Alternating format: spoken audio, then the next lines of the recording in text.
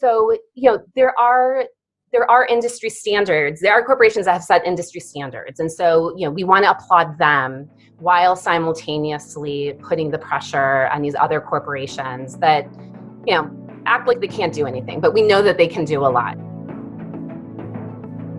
It's an incredible honor to serve our community in such a unique way, as we listen and research, as we visit with people representing every type of background you can imagine, as we take in stories of triumph or despair, as we all ride these incredible times together. We recognize that at the end of the day, those committed to doing good want to be able to have honest and balanced conversations that offer real solutions for all. Here's where we come together to do just that. Welcome to The Balanced Voice. I'm your host, Rania Mankarious. This episode was brought to you by Brigitte and Bashar Kalai. We thank them for their generous support and their alignment with our mission. Welcome to The Balanced Voice. Today, we are thrilled to have Lina Nealon, Director of Corporate and Strategic Initiatives for the National Center on Sexual Exploitation. To learn more about Lina, go to endsexualexploitation.org or follow NCOSE at Twitter at NCOSE or on Instagram at endexploitation.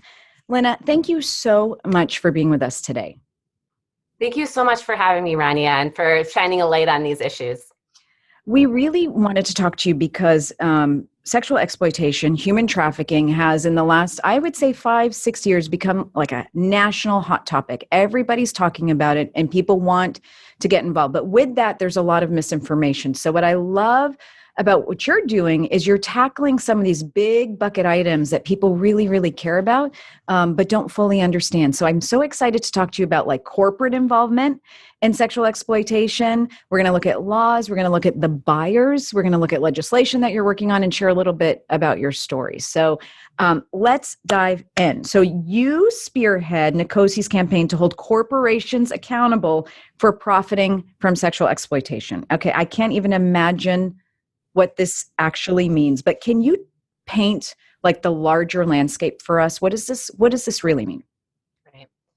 So I think we can all agree that no entity should be profiting off of sexual exploitation and abuse, and certainly not mainstream corporations and entities. But yet that is happening, and it's corporations that you and I and your listeners use. It's Google, it's Amazon, it's Netflix, it's Visa, it's Instagram, it's Snapchat. And in some instances, these corporations are explicitly putting out material that is sexually explicit, pornographic, and are profiting from it. But what's often happening is that platforms and products are being misused. And these corporations are largely turning a blind eye when predators, pedophiles, and pimps are using their products in order to exploit vulnerable adults and children. So the National Center on Sexual Exploitation is holding them accountable and not letting them get away with it. And we do that in several ways. We advocate directly with the corporations. We spearhead grassroots campaigns, primarily through our Dirty Dozen list, where we name and shame these corporations and then give the general public very specific actions they can do to hold these corporations accountable. And when necessary, we take legal action. So we are sending a message to corporations that we are watching, the general public is watching, and we hope that they will and have take measures to stop the exploitation that's happening on their platforms and ideally make fighting exploitation part of their business. I mean, the Dirty Dozen list, I know we'll link to that in the show notes, but you mentioned Google, Amazon, Netflix. I mean, that it wasn't even what I was thinking. I was thinking of, Backdoor and all of these other platforms. Can you explain how the networks really do this? So I understand, or what my understanding has been is, these platforms might use social media to actually sell an individual. Netflix, I'm not making the connection. Is that about just streaming pornographic content in which the person participating is a human trafficking victim? And then maybe Amazon is selling material? Walk us through the different platforms. Right. So, different sectors seem to have different trends. So one of the biggest, of course, is social media. That's where we're seeing it's the new track. This is where exploitation, abuse, and sex trafficking are happening. So, for example, with Twitter and Instagram, we are seeing that pimps and traffickers are actually advertising the women and girls and boys that they're selling and making those connections. So it's very explicit. It's right there. They're sharing sexual abuse material. In cases like the social media sites, Instagram, Snapchat, TikTok, there aren't enough safeguards in place. So predators can directly reach children. They can direct message them, send explicit photographs, pornography, entice them to do the same. So they're setting up these children, they're grooming them for sexual abuse. In the case of hotels, we know that hotels, it's part of the infrastructure of the commercial sex industry. So hotels, credit cards are all enabling the commercial sex industry to act. So we have called on Visa and other credit cards to stop processing payments for Pornhub, which we know is also perpetuating rape and sex trafficking. And that's what I was thinking. Originally, I was thinking you were only going to talk about Pornhub. And I didn't expect Amazon and Netflix and all of these names to come out of your mouth. But the reality is, you're right. It's happening everywhere. So sorry, go ahead. And I also will add that I loved reading NCOSE or on your site. You guys talk about the banking industry, the credit card industry, the hotel industry, the third party drive, like the ride sharing industry. You guys are really looking at the whole landscape. Exactly. And I think, again, it's the infrastructure, what is propping up. And these are the mainstream entities, right? And again, I think that one of the things I love about what NCOSE does is because we are all using them, we are consumers. And so that we can hold these corporations accountable and say, I use Visa. I'm on Netflix. You need to stop what you're doing. This is not what I want to be seeing and viewing. You should be held accountable for what you are perpetuating. So, and again, even with hotels, there have been instances where there were clear signs that someone was being trafficked in the hotel, men coming in and out of the room, condoms left, and so again, when these corporations are turning a blind eye or saying, I'm not liable because, these third parties are doing it, it's not okay. And there are a lot of principled corporations too. For example, PayPal last fall did cut ties with Pornhub and said they would no longer process payments. Marriott stopped streaming pornography in their rooms, and Hilton. So, there are industry standards. There are corporations that have set industry standards. And so, we want to applaud them while simultaneously putting the pressure on these other corporations that, act like they can't do anything, but we know that they can do a lot. So, to your point too, even before I did this work, I don't think I didn't truly understand the extent that this was happening. I mean, I really truly did not know that porn and child sex abuse material was readily available with one click on Twitter, but it is the reality. And so I really want your listeners to understand, and especially with the social media, especially, any parents listening, that this is where predators are working right now. So again, there needs to be pressure, legal work, legal pressure and action, laws, and then obviously the awareness and pressure from the community. I love how you said social media is the new track. I mean, that's a really unbelievable statement. The liability factor amongst corporations is what I find so fascinating, because we've seen this last year, Facebook, Instagram, Twitter, TikTok will remove content that they deem to go against sort of the national narrative for COVID or the national narrative for hate speech. But yet they draw a line when it comes to the exploitation of kids or the hypersexualization of young girls. Well, for all of a sudden, that's third party. We don't touch that content. I think the community, to your point, needs to be pushing the fact that we don't want to see it. The problem is the community consumes it. So, I mean, you read some of the numbers on Pornhub, and I don't have the latest numbers and how much, 120 million a day. 120 million views a day? Viewers a day. It is staggering. I mean, I really want listeners to let that sink in terms of the culture and that pornography is so, it's all a continuum. It's all interconnected. And I think one of the biggest myths is that, it's like victimless crime, I'm watching porn, what does that hurt? But the harms are so, manifold. We know that those in the porn industry, the so-called performers in the porn industry, are being very affected, often coming from similar situations that those who find themselves in prostitution or being trafficked find themselves. We know that, Pornhub is under a lot of scrutiny right now, and I encourage your viewers to go to traffickinghub.com, that we know that people are uploading recorded rapes, child sex abuse. It is rife with racism. I mean, talking about like getting a free pass, there's pornography about slavery, there's Black Lives Matter porn, there's porn about George Floyd. I mean, it's sickening, and that it is so pervasive, and so many people are watching it, and younger audiences. I mean, we hear of kids 6, 7, 8, 9 who are seeing hardcore porn. They're probably not even, they're likely not even looking for it, or they're on these social media platforms, and it's flooding them. So it's shaping the culture. It's shaping young minds that this is okay. And pornography is the training ground for prostitution. So if you're a young boy seeing hardcore pornography and you're learning that, that violence is something that women like, that degrading people based on their race is something that is intertwined with sexuality, then it's no wonder that these corporations and a broader culture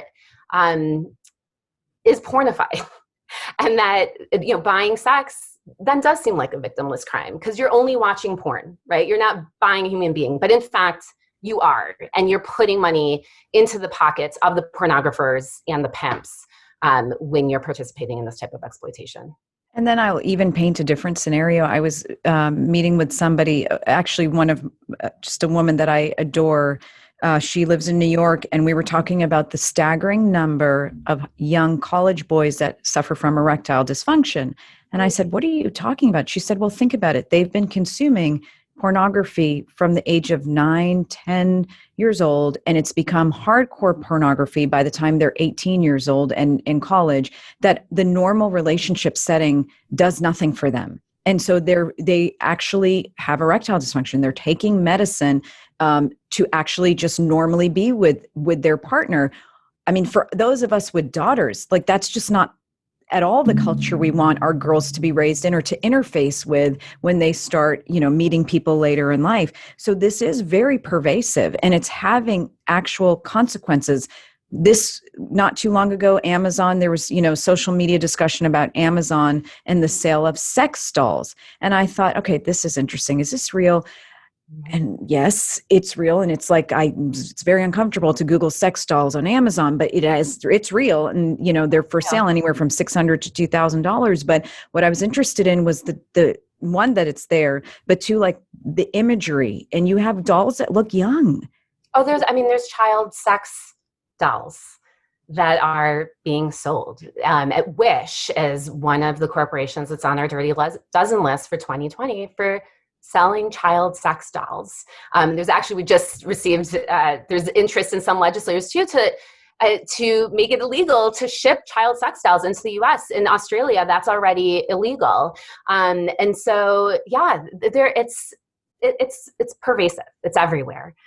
Can you talk to us about the pimp, the buyer, and the person that's trafficked. And I actually want to start with the person that's trafficked, because I hear people say, well, there are just sex workers. You're literally trying to ruin their business, and this is what they choose to do. Or you hear that young girl, I mean, she's always been, she's always hung out with the wrong crowd. That's just, it's terrible, but it's her choice, and we've got to just let her have her choice. What's your response to those two scenarios, or to describe the trafficking victim in general? Right. So I think what's really important for the general public to understand is that most people in prostitution are not there by choice. They are there from a lack of choice. The vast majority of those in the sex industry are coming from sexual abuse at home, from being shuttled from family to family in the foster care system, trying to escape domestic violence. These are not people who have, happy, healthy lives and are choosing to freely sell their bodies to strangers 10 to 15 times a night. Now, there are those who call themselves sex workers who say that they are freely choosing it. They are the vast, vast minority. And they're often, when we do a little digging, are backed up by the sex industry, by pornographers, by funders, because again, they have a lot to lose, right? So they're propped up. They're often white, young, educated, in other words, privileged. When we know that those in the United States, those in prostitution are, again, in disproportionate numbers, women and girls of color, LGBTQ youth. And we know from survivors that we work with that when you are being bought and sold, you have to tell yourself that you're doing this because you want to, out of survival. So I have a lot of empathy for those who don't have choices, because we as a society have failed them to provide them with choices, and that they feel that that is the only choice. And I, again, just feel like, as a society, how are we okay that some are being relegated to sell their bodies? Why aren't we recognizing their human dignity? So again, I think that the sex workers are loud.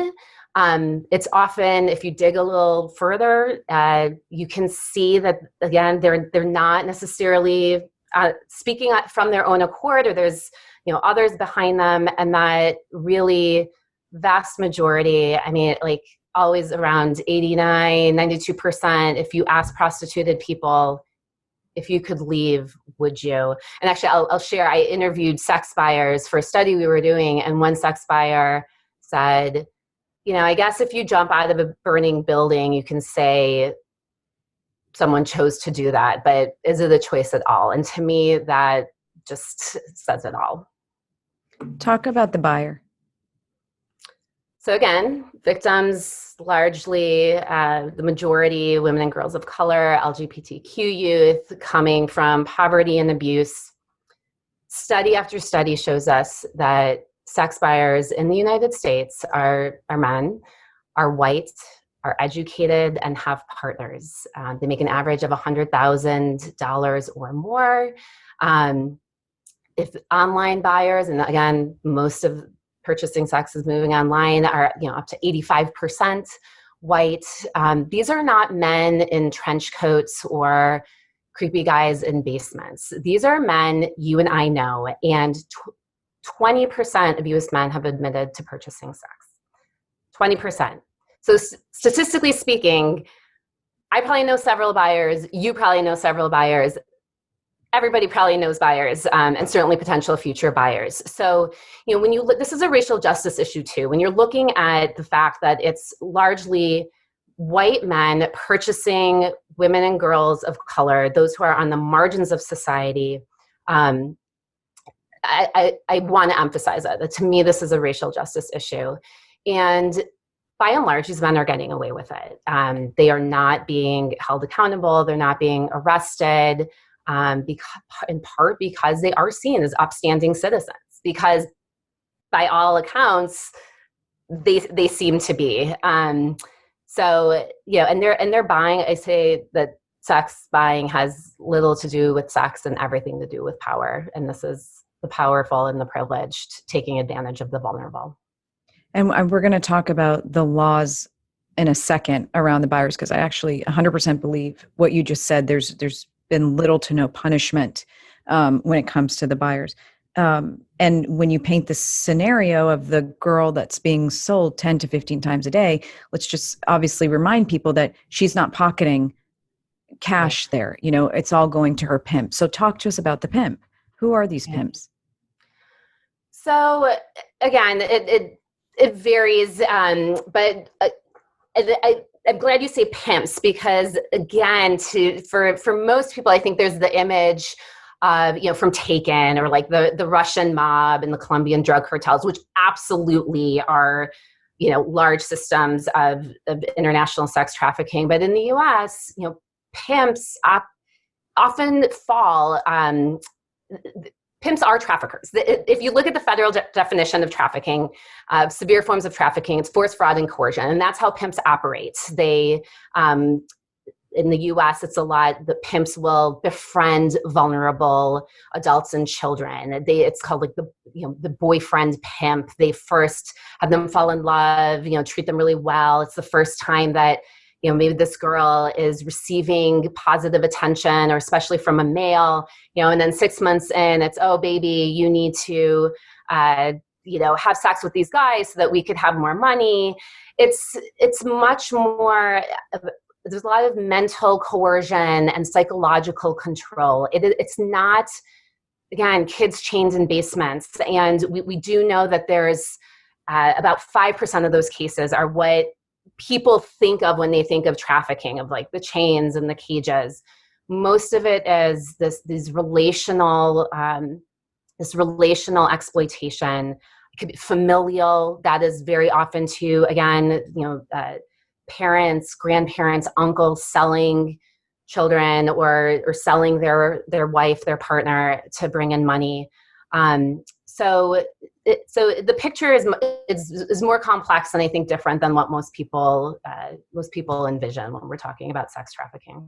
We do a lot of work in trafficking here in Houston, and I'll never forget, we were with a deputy with our Harris County Sheriff's Office who's working undercover with one of the local universities, and she was sharing a story about a freshman student, just walking through campus, and one of the pimps that she's watching, who was a student at the school, was posting on one of his multiple Instagram pages. He took a picture of this young girl, and he said, she just had her glasses, her hair was down to her shoulders, she's a little blonde girl, she had all of her books in her hand, and his post said, "I'll get that BITCH by the end of the school year."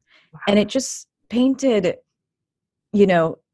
what I want to do with that story is just is kind of break down the, like, it's a them, not us. It's us, not them. It's everybody. It's everywhere, and anybody can be targeted. Would you agree with that, or is that exaggerated a bit? I'll also share a story that I heard when I first started in this movement. It was from a friend who in the FBI, and he was interviewing traffickers, pimps, saying, how do you get these girls? He said, it's easy. I go to this mall in Wellesley, which is one of the most affluent communities in the U.S. It's outside of Boston. I go to the mall, and I look for a girl who's on her own, and I walk up to her, and I say, "You have beautiful eyes." And if she says, "Thanks," I move on. And if she says, no, I don't, I know I've got her. So it's similar to your story too, of this, women and girls are still second-class citizens in the U.S., so that in a sense they are vulnerable. I mean, what teenager isn't vulnerable? And I think, again, with the social media and how pervasive it is, and even now with the pandemic, right? Like, everyone's online. Kids live in a virtual world where their self-esteem is continuously chipped away, where predators have incredibly easy access there. I'll share some links maybe that folks can go to about a technology company that's focusing on protecting kids online, just a 9-minute documentary of a mom who posted as a child on Instagram, and within seconds, predators had filled her direct messaging. So yes, I think all children are vulnerable, but then I want to make the point that, again, in our society, women and girls of color are the most vulnerable, and they're the most vulnerable, again, online and on the street. So I make that point because we often see when there is an outcry about human trafficking, it's girls that look like me. It's little blonde girls with blue eyes, and oh, how horrible is it? But when it's girls of color, we have less empathy, and we hear from survivors. We know from the porn industry that, and from our culture starting from slavery, that women and girls of color are seen as more adult, sexualized, and so we have less empathy for them. Which is unbelievable. I mean, it's just, and it makes me thankful for the fact that the community has rallied together to fight trafficking, but we're still trying to understand all the players and what's happening.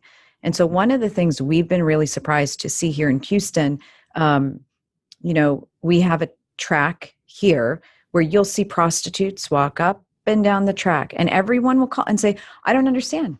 Why aren't they removed and the buyers arrested? I don't understand. And then we'll talk to our local police department, which we think, is the best in the country. And they'll say, we do make the arrests, but they're out the next day. They're out, not the arrests of the prostitutes, the arrests of the buyers or the pimps, and they're out the next day. So the laws are surely lagging. There's been a lot of work here done in the state of Texas. Governor Abbott's made this a priority. He, has done a tremendous amount of work to try to remove deferred adjudication. When you have a pimp standing before a judge, compelling prostitution, they've tried to work with these issues. But generally speaking, we're still seeing that we're not where we need to be. Is that what you're finding? 100%. Part of the problem, I think, is people, as we discussed earlier, think that, oh, that's just prostitution. They're not seeing the links with the broader sex industry. And I want to make the point too, when sex buyers are buying, they're not saying, oh, are you a sex trafficking victim? Or, oh, I want a sex trafficking victim. They're purchasing, I want this X, Y, and Z, right? But so they're driving the entire commercial sex industry, which includes sex trafficking. In the US, it's illegal to buy sex, it's illegal to sell sex. But by and large, the way that those laws have been enforced has been disproportionately targeting the victims, right? Those who are selling, the prostituted people, and letting the sex buyers go free. And it's, we've seen ranges, but often it's like about 10 to 1 of those being arrested to those selling to those buying. We are seeing a switch in law enforcement. It's 10 to 1, like the prostitutes arrested 10 times more than the sex buyers. Okay. Right. And if you think about it, if anything, it should be flipped, because right. If someone is, a woman is being bought 10 to 15 times a night, we should be getting 10 to 15 buyers, right? Yes. So by and large, they're, not enforced equally. We are seeing a switch, and it's been it's been incredible to see law enforcement growing understanding about that. If you go after the sex buyers, it is the most effective way to dry up the sex industry and stop sex trafficking. If there's no buyer, there's no business. If no one's demanding sex, pimps and traffickers aren't going to be supplying victims, right? So I think there's this greater understanding that, yes, going after sex buyers is the most effective way. But more needs to be done. I mean, there are penalties for buying a human being in some places equates to a parking ticket. I mean, we're talking about buying a human being. It's the same as parking in, a red zone. Like, it's ridiculous. And I think part of it is that people need to make that connection and understand what's happening. Again, this is not a victimless crime. We need to hold these men accountable to dry up this entire destructive industry. And we need to provide exit services for the victims, which again are the vast majority. And I traveled to Sweden and Norway, where they have a really interesting approach. Back in 1999, Sweden decided that prostitution was, again, it was gender-based violence. And they made that same conclusion that if people are choosing to sell their body, that as a society, Sweden had failed them. So what they did, and they were there was a group of parliamentarians. They were the laughing stock of the country, laughing stock of Europe, sexually liberated Sweden.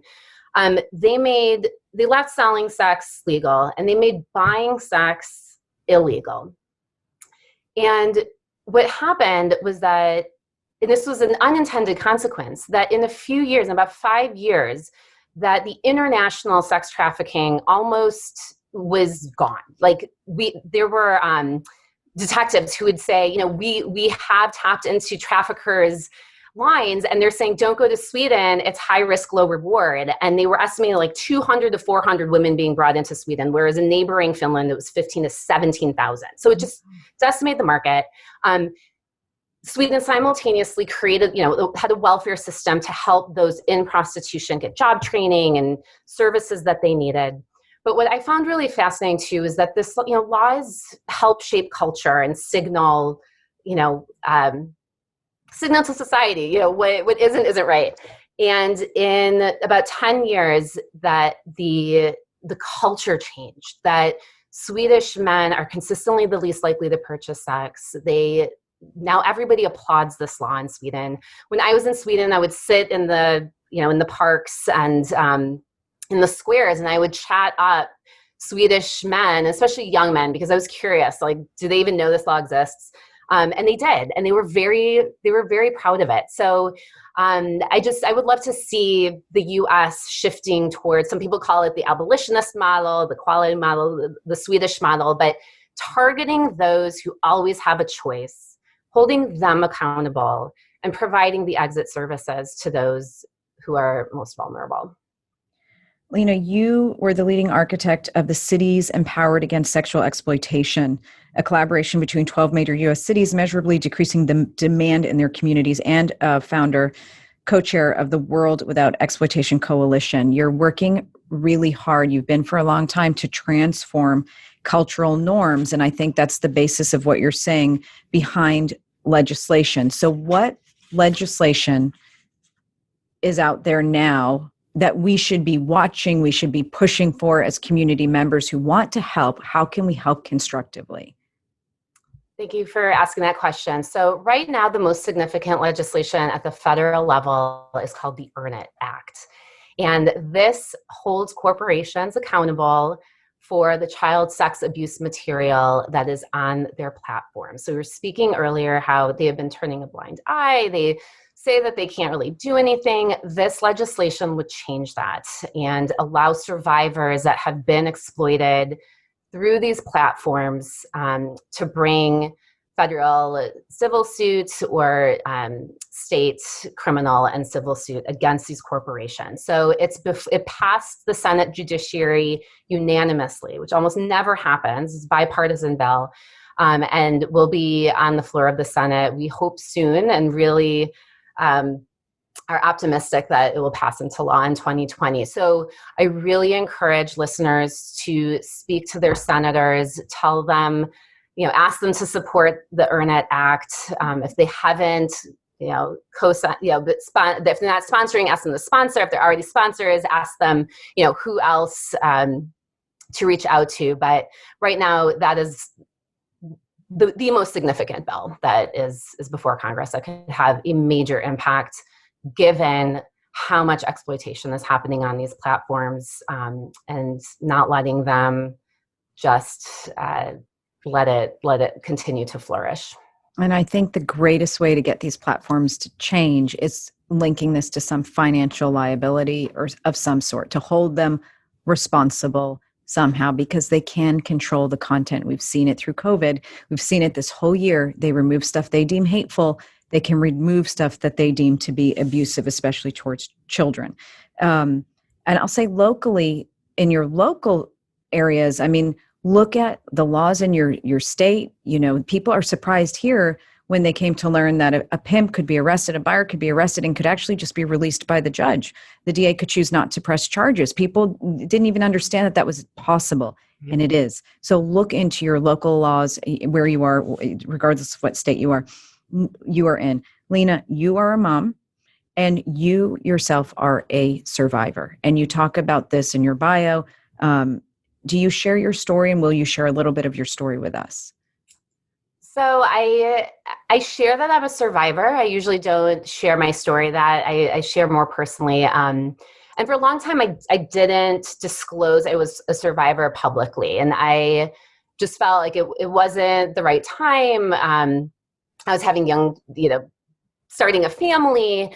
And I would disclose it more and even share the story if I felt like it would help somebody else not feel as alone. So it was really more individual. I decided to publicly share that I was a survivor when Me Too came out. And I just felt like I needed to add my voice and point out how pervasive sexual violence against women is. So, and every survivor needs to make that decision. I really, was examining my conscience about, why am I disclosing or why am I not disclosing? And again, I just I felt it was the right time and really wanted to point to this much larger issue that I still feel is so misunderstood, ignored, in the darkness. And I thought, now is the time for me to speak out. And I have the support systems and the privilege and the power, being a white woman in America, to be able to speak in a way that maybe others don't feel comfortable speaking. And I also felt too that I so believe in survivors driving policy. I think we do often get stuck on wanting to know, the details and what happened. And certainly there is so much power in that. And I'm so grateful to survivors who share their story in order to illustrate what's happening. But I think that we need to get better in listening to survivors in terms of policy. They know what needs to happen. And I'm talking, survivors of rape, survivors of prostitution, survivors of child sexual abuse. They know what needs to happen. And so at the National Center on Sexual Exploitation and throughout my career fighting exploitation, we really try to put be led by survivors and support the policies that they are putting out, the legislative initiatives, working with law enforcement and with corporations. Their voice is so powerful. And so again, I felt like if I can publicly state that I'm a survivor of rape, I can also help shift the conversation and elevate other survivors. And look at all that you're doing. It's unbelievable. And we commend you and support you and thank you. And we always say, this is not a political issue. This is a bipartisan, nonpartisan. We have to come together, because every day or minute that we ignore this, another child, another woman, another young man, another person is raped, molested, abused, trafficked, and it's got to stop. I'll just point out this. It was one of the numbers I meant to share with you earlier. Online solicitation of minors is up by 93% in 2020. 93% in 2020. That's where all of our kids are online.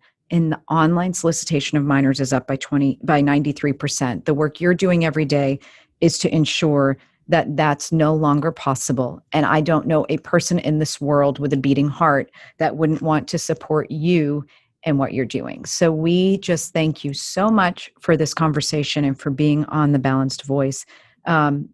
We will be following you and your work at NCOSE. We'll be following all of you, and you'll be sharing some sites with us and links that we can go to for more information. Absolutely. Everybody has a role to play. We all have connections, we have our consumer voice, and we have our convictions. And I really want to impress upon the audience, sometimes these issues seem so daunting and, it's like, what can I do? Truly, truly, people listen, corporations listen, legislators listen. Please do something. And through the National Center on Sexual Exploitation, we make it very easy for people to take an action, email a legislator, write a letter to a corporate CEO. So I encourage people, one way is you can sign up for the newsletter and see what concrete actions you can take and talk to the people in your life about this. A buyer or potential buyer. Talk to them. Talk to people about pornography and how it drives the sex industry. Talk to your children about pornography and how to, be aware of predators, especially in social media. And there's a lot of great resources out there. You are not alone. We are culture, so we can change culture. Lina, thank you so much. I can't say it any better than that.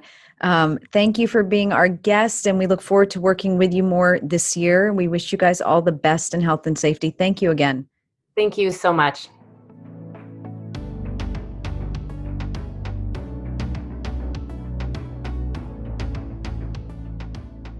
I hope you enjoyed our sit down with Lina Nealon. I'll tell you, I had many takeaways from this really compelling conversation, but one was when she said social media is the new track. I was personally really blown away by that. Social media is the new track, and we realize that all of our kids spend most of their time on social media. The reality that predators are looking through social media to find their next victim, it makes you really realize that this is going to require all hands on deck. So parents to become aware of what's happening, caretakers to become aware of what's happening, for kids to become aware of what's happening, but for us also to come together to hold corporations liable. I've been a firm believer that these platforms actually do know what's taking place on their platforms, and we've seen them remove content that they deem hateful or scientifically inaccurate. We've seen this all year, 2020, the year of coronavirus. They can remove content that they know is dangerous for children, and it's incumbent upon us to come together to ask companies to do that. Google, Amazon, Netflix, there are many big players out there, and there's ways for us as a community to come together to voice our concern. We also know that PayPal and Marriott have actually stopped partaking in any type of activity that furthers the mission of exploitation of children or human trafficking or the exploitation of women. The buyer, what is our response to the buyer and the level of trouble they get in? Do you know that all of us have a voice? We can get involved in local politics. We can write letters to local elected officials. We can demand changes in local laws that will affect the outcomes when buyers are arrested, those who prostitute children, women, men, prostitute others are arrested, when the pimps are arrested. We each can play a role in that area. So we encourage you to do just that. Share this, listen to it, let us know questions you have, let us know other parts of the conversation you're curious to learn more about, and we'll get to work on this end. We thank you so much for tuning into The Balanced Voice. We'll see you next time. Take care, everybody.